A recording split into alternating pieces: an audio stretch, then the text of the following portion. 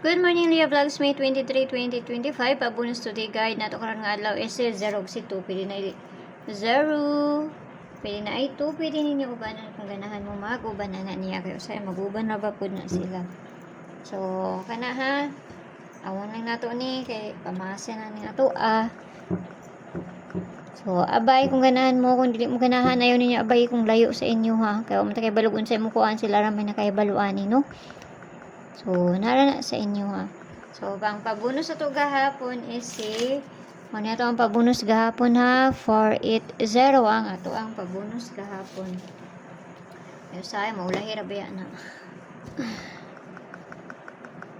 So, ang pair na ito gahapon, karon pair today, kani.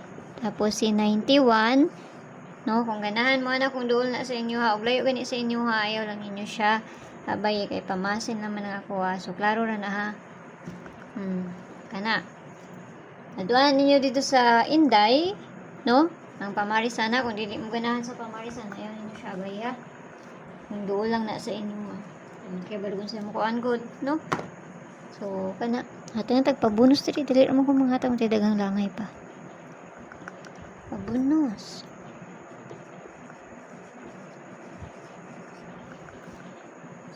$240. Nari gihatag $240 gahapon no. Kuha man itong gihatag gahapon 402. Ligas siya.